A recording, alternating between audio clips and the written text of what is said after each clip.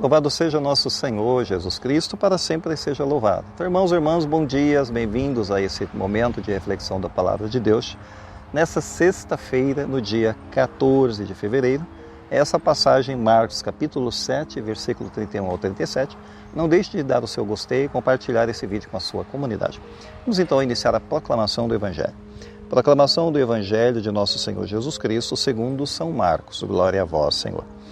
Naquele tempo, Jesus saiu de novo da região de Tiro, passou por Sidônia e continuou até o mar da Galileia, atravessando a região da Decápole. Trouxeram então um homem surdo que falava com dificuldade e pediram que Jesus lhe impusesse a mão. Jesus afastou-se com o homem para fora da multidão, em seguida colocou os dedos nos seus ouvidos, cuspiu e com a saliva tocou a língua dele. Olhando para o céu, suspirou e disse: Éfata, que quer dizer abre-te. Imediatamente seus ouvidos se abriram, sua língua se soltou e ele começou a falar sem dificuldade. Jesus recomendou com insistência que não contassem a ninguém, mas quanto mais ele recomendava, mais eles divulgavam. Muito impressionados diziam: ele tem feito bem todas as coisas. Aos surdos faz ouvir e aos mudos falar. Palavra da salvação. Glória a vós, Senhor. Bem, caros irmãos, hoje nós temos essa bela passagem em que Jesus revela aqui todo o seu poder de cura, de transformação das vidas das pessoas, e não apenas no nível da cura, sem dúvida, mas no nível de reconstruir realmente a vida das pessoas, uma reconstrução total, uma remodelação total da vida das pessoas. Jesus ele estava na Decápole, que é uma região pagã. E, portanto, é lá nessa região pagã que ele foi abordado por um homem surdo-mudo. Quer dizer, privado de ouvir a palavra de Deus e privado de se expressar também. Portanto, é um milagre que para nós tem um significado simbólico também. Porque Deus ele pode abrir caminhos onde só havia silêncio, mas também ele pode devolver a voz às pessoas que foram caladas ou silenciadas, seja por doença ou seja por qualquer outra realidade. Bom, Jesus ele se afastou da multidão para fazer esse milagre, que é algo assim peculiar. Ele tocou os ouvidos, tocou a língua, usou saliva, enfim, e usou uma palavra em aramaico, quer dizer, éfatá, versículo 34. Quer dizer, mostra aqui que Deus não age de maneira impessoal. Veja como Deus tratou ele de maneira muito personalizada aqui. Se inclinou sobre a fragilidade dele, entrou na sua solidão, o restaurou com delicadeza. Quer dizer, Deus o tratou de maneira personalizada, que é algo que a gente hoje tem grande dificuldade, né? Nós somos muito superficiais na nossa vida, nos nossos relacionamentos. E hoje a gente pode pensar nesse homem surdo-mudo como uma realidade de um outro drama que a gente vive. Porque quantas pessoas hoje vivem a surdez interior? A surdez à voz de Deus, não ouvem a palavra de Deus, não ouvem nem o clamor do próximo. Se não é sensível a Deus, não é sensível aos gritos que Deus pode dar através do próximo. Mas também o símbolo da realidade espiritual aqui, a mudez espiritual, porque há muitas pessoas que não têm coragem de professar a fé. É uma espécie de mudez também. E Jesus, ele levou esse homem à parte e usou uma palavra em aramaico, éfata, que é uma chamada abertura radical, abre-te. Não é apenas abrir os ouvidos físicos, tem um símbolo aqui muito mais profundo, porque é um convite à escuta profunda da palavra de Deus em nossas vidas e também à linguagem do coração, que é o que nós temos que desenvolver em nossa vida.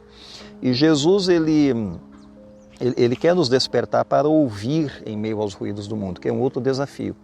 A voz de Deus pode ser calada de várias maneiras, pelas agitações e barulhos desse mundo, enfim. E quem escuta a Deus é chamado a testemunhar, é claro. Que se escutou, se ouviu, pode levar essa palavra que foi escutada, ouvida, meditada, orada, etc. Porque a fé não é muda, a fé ela se expande, a fé ela celebra a fé. Enfim, a fé ela clama, a fé ela proclama. Enfim, a fé é uma coisa ativa, não é uma coisa meramente interior, íntima, passiva. Não é exatamente isso. Então, Jesus, ele fez a cura do homem, mas depois ele pediu o segredo, que não contassem a mais ninguém o milagre que havia acontecido aqui. A gente pode pensar aqui no segredo messiânico, porque ele não queria que se espalhasse mais a notícia, porque poderia trazer problemas para ele. Quer dizer que ele iria apenas manifestar que ele era de fato o Messias no momento certo, e não nesse momento que ele está curando. Mas, no entanto, eles divulgavam mais e mais, versículo 36. Jesus mandou eles fazer silêncio e eles falaram mais e mais sobre isso. Está aqui no versículo 36. O que dizer o seguinte, né? A graça de Deus que é experimentada, ela não pode ser contida, ela não pode ser segurada. As pessoas sentem uma vontade enorme de falar, de testemunhar, enfim. E esse testemunho ecoa lá em Isaías 35. Os ouvidos dos surdos se abrirão e a língua do mudo cantará. Entre aspas, né? Versículo 35 de Isaías, capítulo 35 de Isaías, versículos 5 e 6. Bom, o que a gente pode perceber aqui? Vamos agora tentar concluir essa reflexão, porque antes de Jesus dizer Éfata, abre-te, ele suspirou. Ele suspirou, o discípulo escreveu isso, né? Ele suspirou antes de dizer Éfata. O que é o suspiro de Deus? Não é suspiro de cansaço, mas é suspiro de compaixão aqui. Quer dizer, o mesmo gemido do Espírito Santo que intercede por nós, é o suspiro do Espírito Santo. Romanos capítulo 8, versículo 26, São Paulo nos fala disso. É o anseio de Deus por ver a humanidade totalmente curada, transformada e mudada. É esse suspiro, é esse desejo que embute aqui a compaixão na vontade de Deus de querer ver essa transformação radical na nossa vida e nesse nosso mundo. Então que o nosso coração seja um lugar, né, onde os surdos ouvem e os mudos falam. Tem que ser um lugar positivo. Mas para nós, vem a questão, como é que a gente vai responder à vontade de Deus, a esse éfata, que é a vontade de Deus na nossa vida para abrir, né, nosso coração abrir, nossos ouvidos abrir. Abrir os ouvidos, aqui especificamente, como ele faz nessa cura, mas também trazendo para a nossa vida, é abrir os ouvidos em um mundo de distrações, silenciar o superficial, escutar Deus na oração, pode ser, né? Escutar Deus na Escritura, escutar Deus no grito do irmão que pede a nossa ajuda, pode ser. Né? Temos que trazer para a nossa realidade também essa questão de libertar a língua, quer dizer, a mudez que impede de falar de Cristo, essa mudez que talvez seja provocada pelo medo, a mudez que é provocada pela vergonha, a mudez que é provocada pela indiferença, tudo isso que trava a gente, que deixa a gente mudo.